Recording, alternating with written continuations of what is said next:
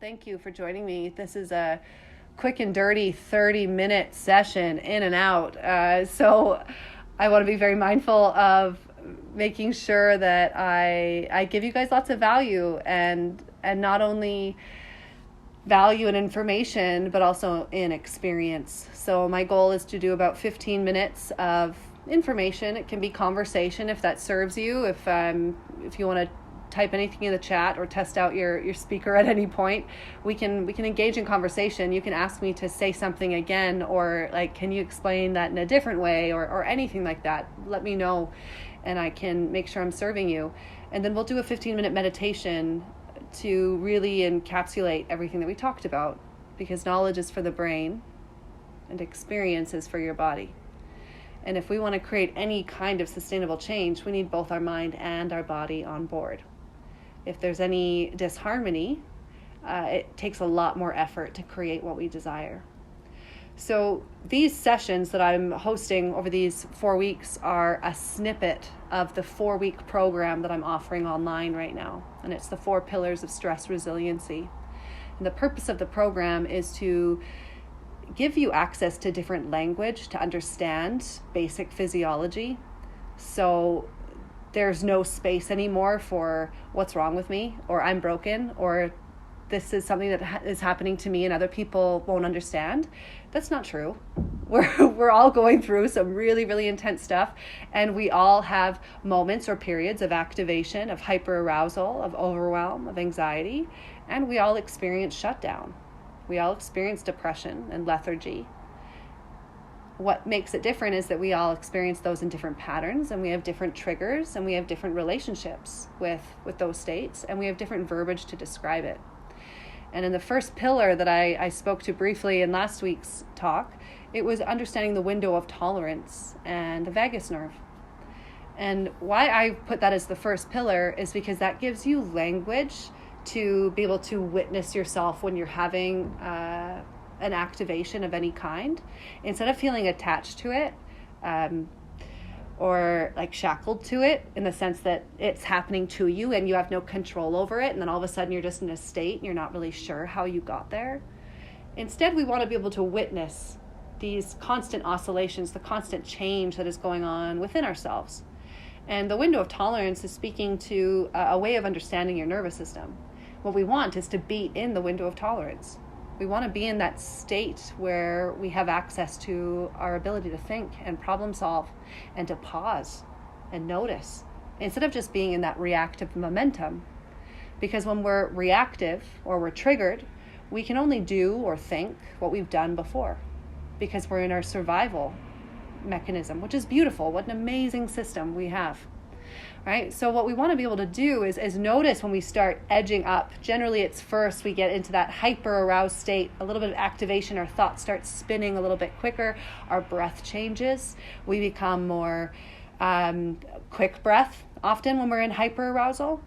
So if we can notice those subtle changes as they're happening, we can then guide our system back into the window of tolerance before we've spent hours or days up here and being like, what's wrong with me?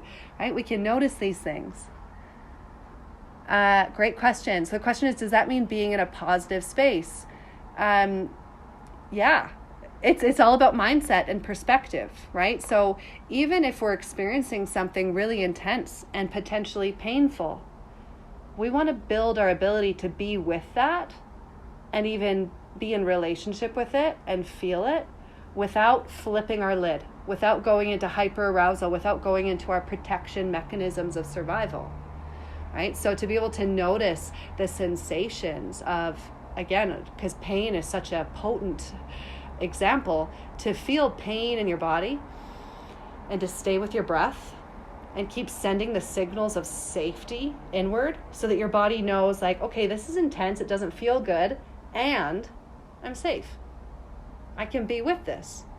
I can remain with it and notice it, so that it can move back into free-flowing energy, instead of being a stuck point of pain that I learn to avoid, or I learn to distract myself from, or I build coping mechanisms so that I can function. Right? We actually want to move towards what we're feeling and learn to befriend it. So hyperarousal is the general fight or flight response, but then we also have hypoarousal. And that takes over once we've been in hyper arousal for a little bit and it doesn't subside. The next step is, well, I'm going to play dead because nothing else is working. And our body shuts down. We might lose feeling, go numb. We might say things like, oh, I'm lazy, or I don't care. And while that might feel real in the moment, there's also a knowing of, well, I do care. Right? So it can become really confusing. And for those of us who have a pattern of getting stuck in hypoarousal, it is way harder and stickier and heavier than catching it when we're in hyperarousal and using our exhale to calm ourselves down and bring us back to the window of tolerance. If we don't notice it until we're in hypoarousal, we can still shift out of it. It just takes a little bit more time. We have to be more patient. It's just heavier and stickier. So in the first talk, what I invited everyone to do is pay attention to your energy patterns throughout the day. And it can change day to day, but you're also going to notice a pattern. You might notice in general that when you wake up in the morning, maybe you wake up with like, fuck, that do something feeling. Like, okay, interesting. That means in the morning, I need to take more time to really make sure I'm grounding myself and getting into that place of feeling safe so I can have access to my innate ability to heal and create and grow. If I'm always in my survival system of hyperarousal or hypoarousal, there's no growing. There's no healing, there's no regenerating, there's no evolving. Because again, you can only think and do what you've done before when you're in your survival system. So today, what I want to talk to briefly is the next step, is the neurotraining of habits. So this is about understanding how habits work so that you can work with your system instead of feeling like you're working against yourself. And each pillar feeds off the last one. So an important thing to keep in mind when it comes to creating new habits is that we need to feel safe to create new habits. If you're trying to create a new habit while you're in your survival system, you are spending a lot of energy and you're not actually going to get as far as you think you might will or you think you can, because we need the energy and the space in our safety to create something new. So it's important to understand that we're also associative machines. So what you do daily matters more than what you do once in a while. So I always tell people that if you're not a meditator yet, or you've gotten out of the practice, or you're just in a very pent up state, and so maybe your practice of meditation has moved to the wayside, we need to start with 30 seconds a day. Because that commitment of 30 seconds a day is doable. Every day you'll do it. Even on the days when you're feeling like, I don't have enough time, I don't really want to do it, when you actually stop and say, well, it's just 30 seconds. That's enough to convince yourself to sit down and do it. And by doing that every single day, your system will shift. Your body will start craving meditation. You'll start to be able to build on that time with ease instead of feeling like you're having to fight or force, or that this change you're creating is painful. This is not about the end goal, as if we're going to be happier when we get there. This is about finding depth and space and joy now. And that's one of the really common things that happens when we move into creating new habits or setting goals, is often we can get caught up in thinking, I'll be happy when X. I just need X, Y, and Z, and then I can calm down. Then I'll be happy. But because we're associative machines, if you're in a pattern of saying, I'll be happy when, the problem is when you get X, Y, and Z, you've developed a pattern of I'll be happy when. So even though you have what you thought you needed, your body is used to this idea that, no, I have to keep going. I'll be happy now when I get A, B, C. And on we go, always chasing something that we never actually receive. So this is where non-dualism comes back in, is that we need to have desires. We need to have direction. We want to know, well, what's going to serve me? What's going to support me? And we need to practice detaching and recognizing that it's not actually about the goal. It's not about the habit. It's about the journey. It's about the process. And if we can tap into the felt resonance of, even when you think about a habit that you want to develop, to really pause and think, well, what is it about that habit or that goal?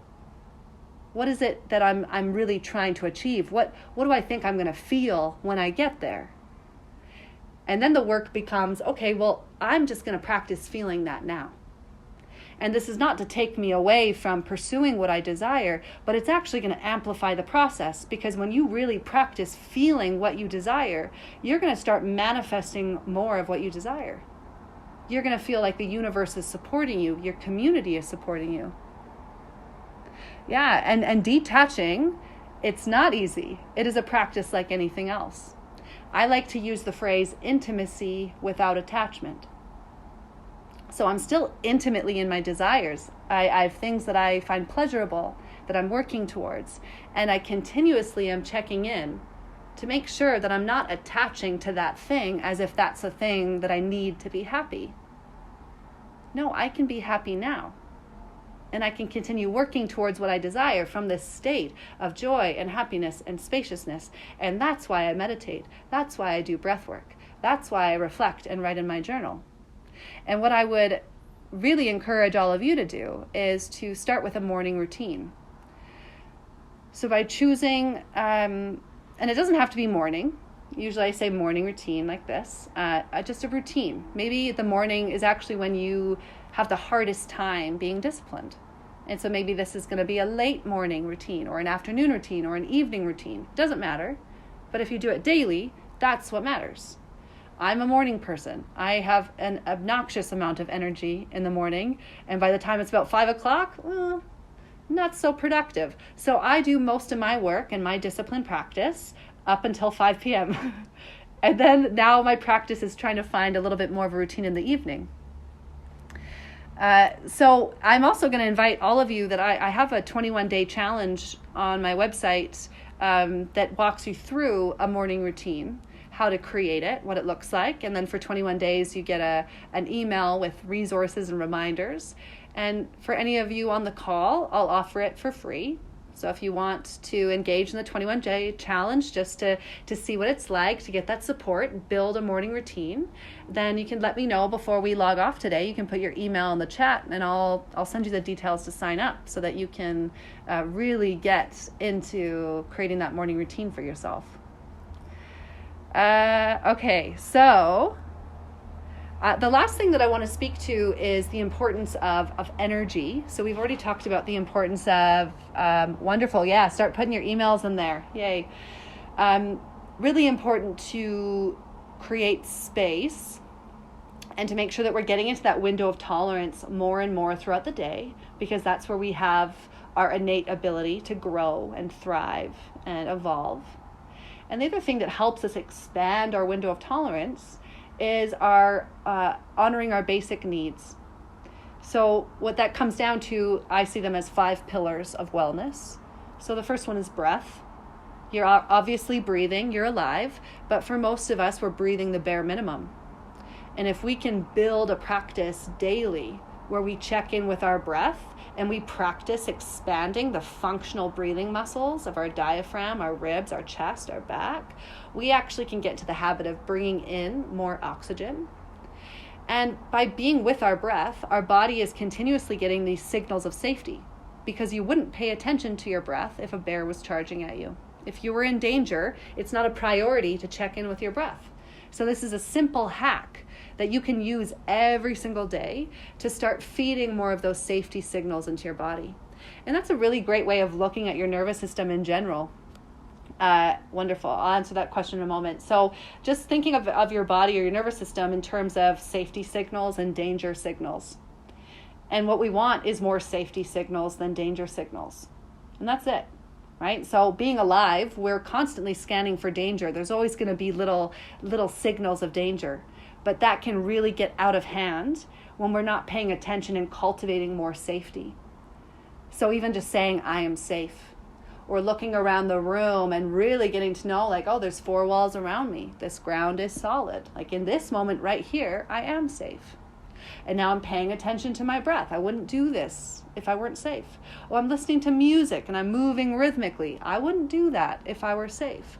Oh, I'm practicing meditation every single day. I wouldn't do that if I weren't safe, right? So these are ways that we can actually make sure that we're filling our body with more of these safety signals, and it's going to make creating new habits that much easier.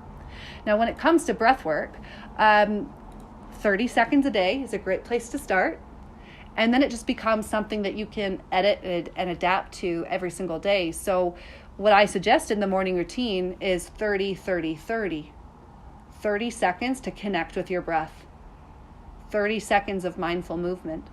And then 30 seconds of pen to paper to choose how you want to show up today. And then that can be expanded. But if you start with 30 seconds, again, you're going to build the routine, the pattern, and the habit. And then it's just something that you do every single day. For me at this point, I do my breath work for around 15 to 20 minutes every single morning. And then throughout the day, I'll pause and I'll do breath work if I feel like that's what I need to do or that's what I want to do. But for me, it's every day, 15 to 20 minutes. But if I'd started with that, I wouldn't be doing it. I started with 30 seconds, and over the last 2 to 3 years, I've built the routine and the habit. And there's so many different types of breathing. So right now, I'm doing conscious connected breathing. So I'll start with about 2 minutes of functional breathing, where I put my hands on my ribs, and I just practice deep, yes, wonderful. So deep belly breaths and feel my whole body expand. I do that for a few breaths just to help the grounding and to connect with the muscles like we do when we go to the gym, we're lifting weights. I am expanding and strengthening my breathing muscles through this effortful practice. And then I move into conscious connected breathing, which is no pause in between each breath. I'm actually activating my nervous system, but I'm doing it in a very mindful way so that I'm at the wheel the whole time. So I'm teaching my nervous system that it can get activated and I can stay with it, and then I can guide it back into safety. Yesterday, I was doing alternate nostril breathing, Nadi Shodhana, Samavriti or box breathing. There's so many different ways we can breathe. And one of my teachers said recently that the way we can think about pranayama is, if we were, box breathing or square breath. Yeah, so drawing the visual of the breath while you breathe is a great practice as well. So my teacher, Christine Wuschke, said that breath work is kind of like a tennis player. And if I'm an athlete, if I'm a professional tennis player and I only have a backhand, even if I'm like really, really good at this backhand, if that's the only move I have, I'm not going to be a very successful tennis player. So what I want is the ability to hit the ball at all different angles. There's a time and a place for each one of these different positions for my racket hitting the ball. And that's the way we can think about our breath work.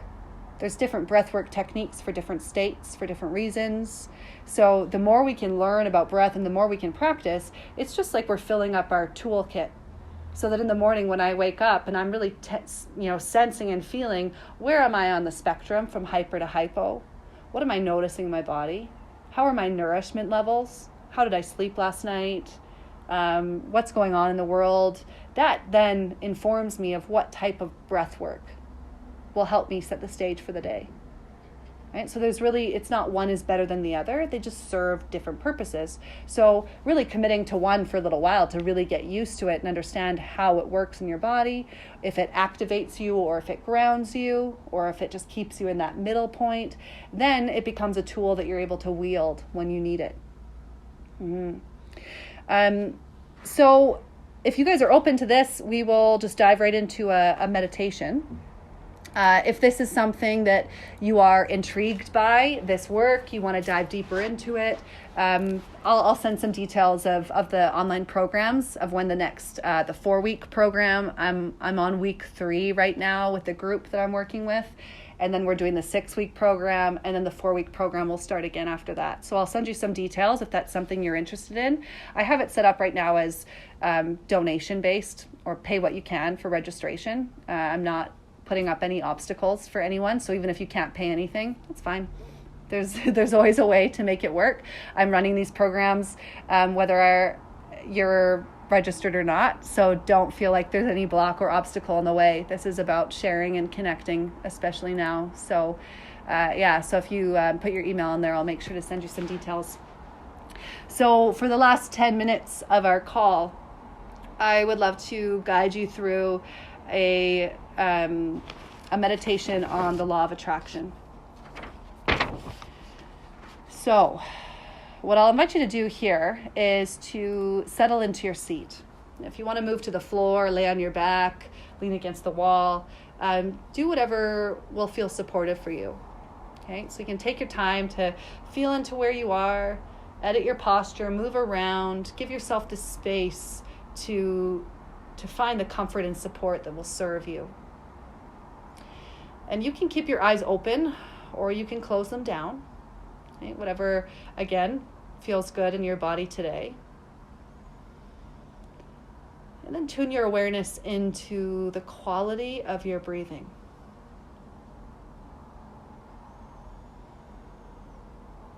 And just note that often when we first turn inwards, it can be like a plane first taking off, and there might be a lot of turbulence as we start moving inward. And to just hold space for that and notice it. And it might be turbulence in the sense of sensation.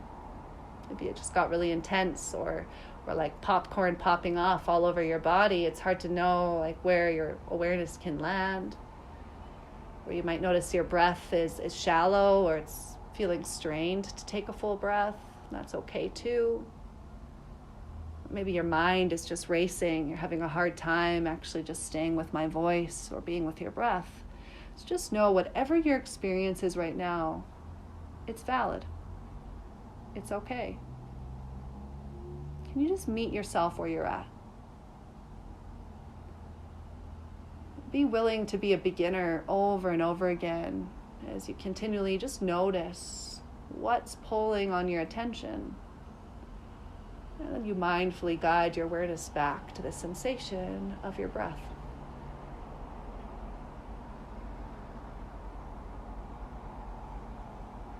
It can be really helpful as well if you notice tension or resistance or any emotion, to turn towards it and thank it. Thank you for trying so hard to protect me. I see you. I feel you. I know it's hard. And right here, right now, we're safe. And it's okay to let go.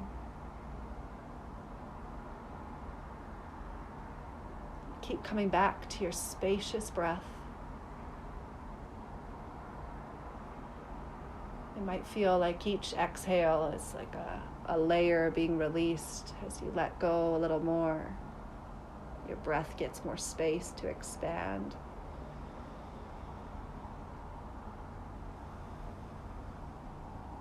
Feeling a little softer, a little more open with each breath.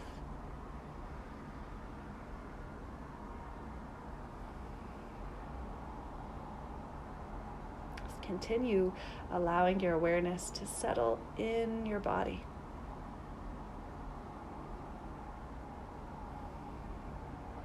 Holding space for anything that arises, observing it, thanking it.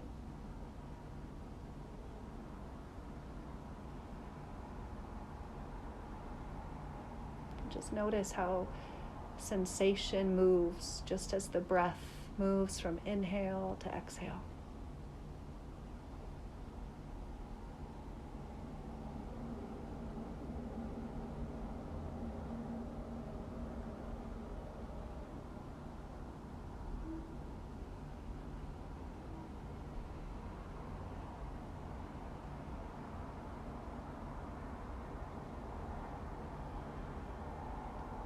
Now take a moment to reflect on what you desire for yourself. It could be a tangible goal. It might be a feeling or a routine or habit that you want to cultivate. Or perhaps it's a type of relationship you are calling into your life with yourself or with someone else. What do you desire?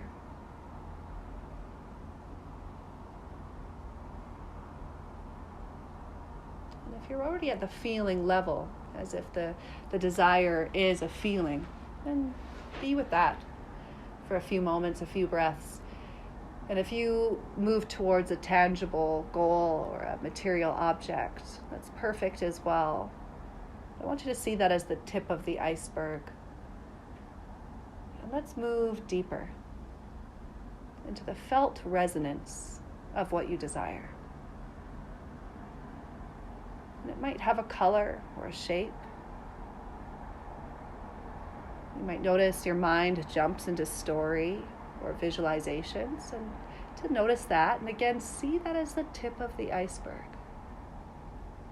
What is the felt sensation? The energetic signature beneath that desire.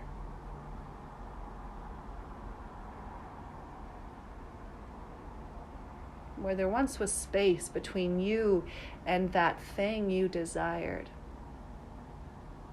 to now recognize that it's already in you. What does that desire feel like?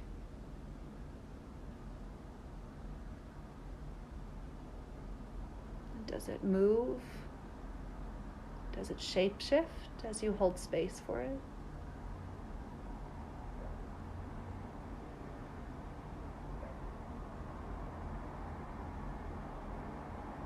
Just let yourself feel that resonance now.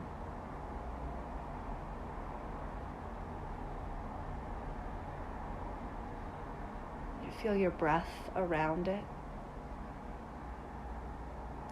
embracing it, nurturing it and loving it with each breath.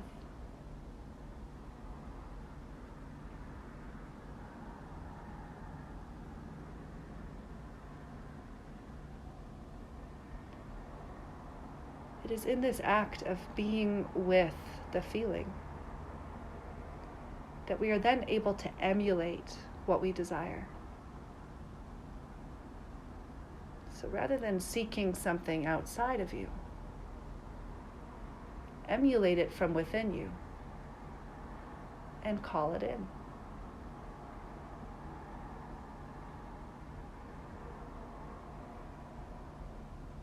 By feeling that resonance now, and practicing emulating it in how you show up and how you think,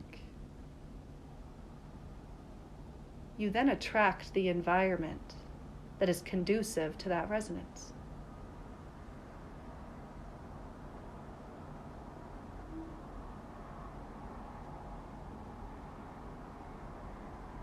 You feel the vibration of your desire.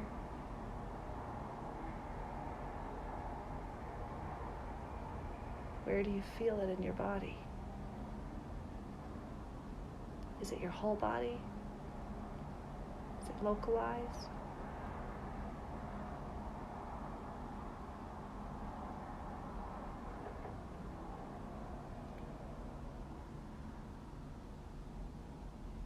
And when you are in this open and inclusive state, willing to feel unconditionally, and to emulate the resonance you desire, you are then equipped to collaborate with your complexity. Collaborating in the present moment with your loving awareness as opportunity is presented. It starts within.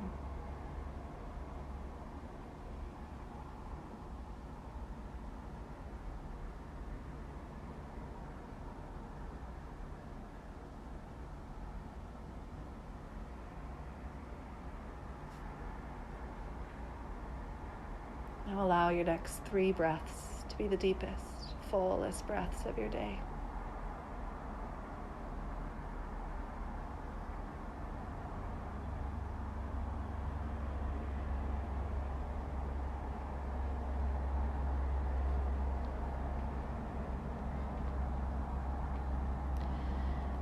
And on your next few breaths, you can invite in a little bit of movement. After that conscious stillness, notice what it feels like to mindfully move with each breath.